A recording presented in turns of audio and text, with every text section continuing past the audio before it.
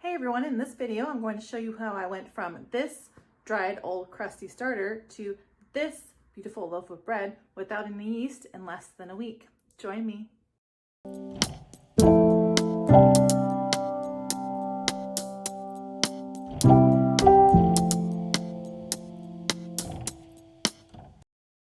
Welcome everyone. I hope you are ready to see some amazing sourdough stuff.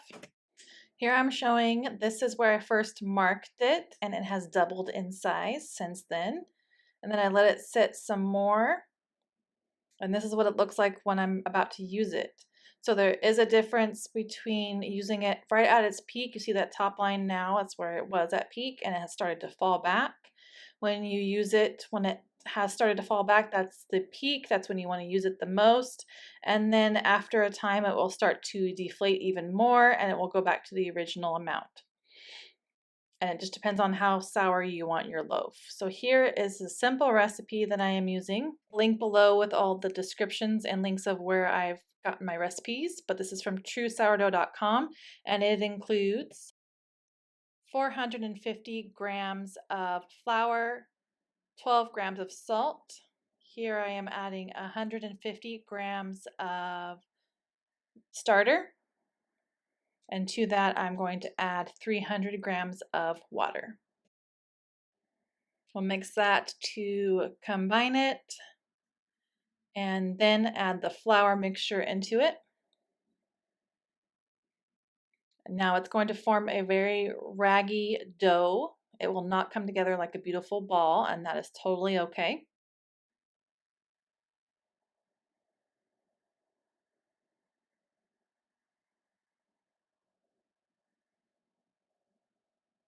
Next, I just use a spatula to kind of squish it all together. Now we're going for a rustic style loaf here, remember. Mandatory, you must poke it, tap it, tell it it's good, then cover it up and let it rest for about 20 minutes. In the meantime, let me show you what I'm going to do going forward. A little sneak peek. I'll do a video on that later. But this is what it's called a dry starter. I have found this at Elliott Homestead on YouTube. You can find them. I'll link it below. But this is a way to not have to deal with such a wet, sticky mess. If you have ever used starter or sourdough, you know that it can create concrete, basically, everywhere, all over the container, in your sink, down your drain. It's a mess.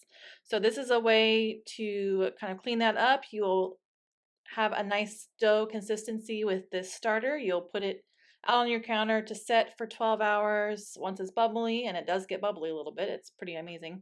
You'll put it in your fridge and you'll take portions out to use as you need, and then I can show you how that all works. But again, I'll link it down below into the video. She did an amazing job explaining all that.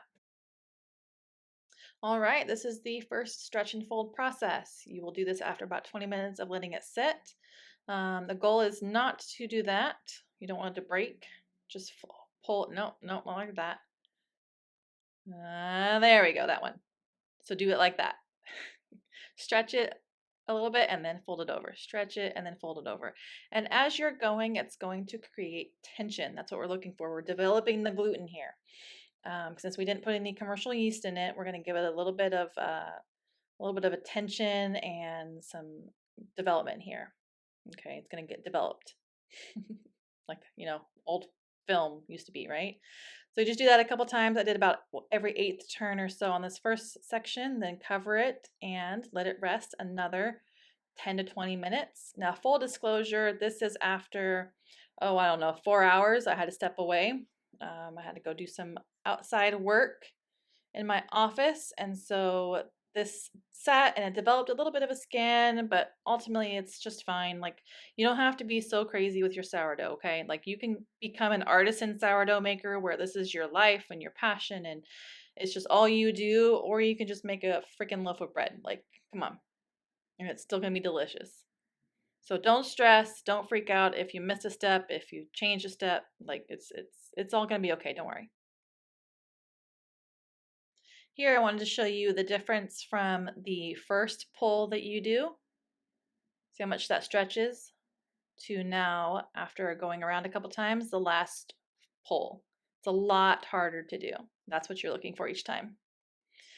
And here we go. We have done our 4 rounds of stretch and fold. And now we're just going to dump it out onto the countertop. And you're not looking to add a bunch of flour here. So you're going to stretch it over onto itself, folding it over about 4, 6 times, something like that. And then you're going to create tension on the top of the bread to help it shape it. So you push it away and you pull it, push it away and pull it, push it away and pull it. Just a couple of times until you get a nice little ball here. That's going to create surface tension, and my dough is not super smooth and fine, and that's just totally okay. So I don't have any of those fancy baskets right now, so I just used a bowl and a cloth and some flour. Just get it nice and floured so it doesn't stick while it's proofing in here, because you're going to leave it in here quite some time, so make sure it's nice and floured.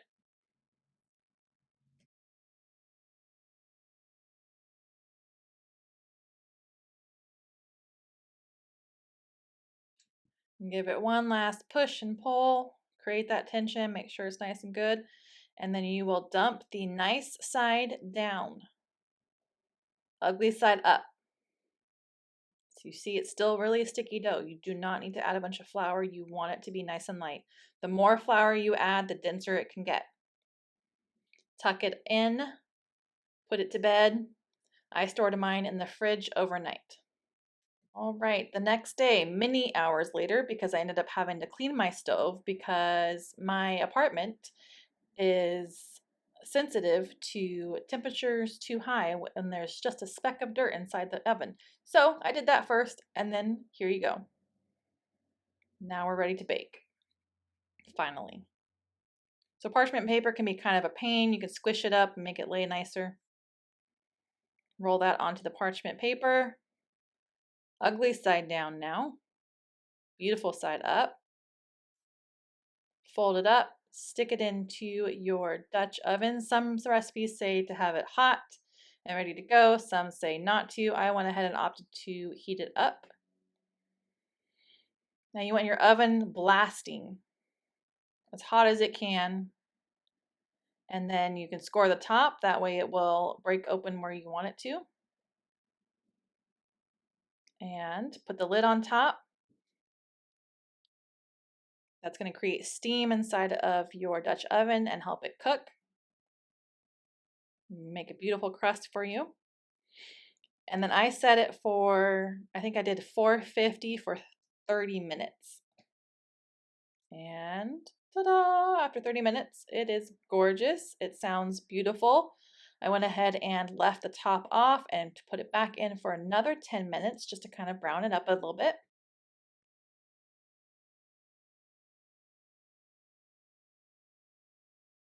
And there you go. First picture. That's like a newborn baby.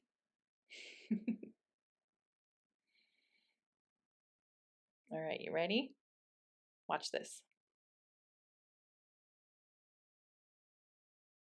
Oh. All right, if you want a soft crust, you will cover it up. If you want to keep the crunchy crust, you will let it sit out. Now listen to this crust. Oh yeah, time to cut into it.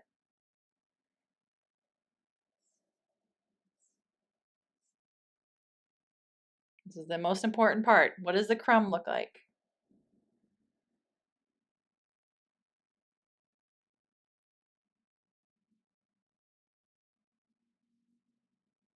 The bottom is a little thick, just from the cast iron Dutch oven. But look at that crumb. Gorgeous. Okay, second most important thing. How does it taste? Oh yeah.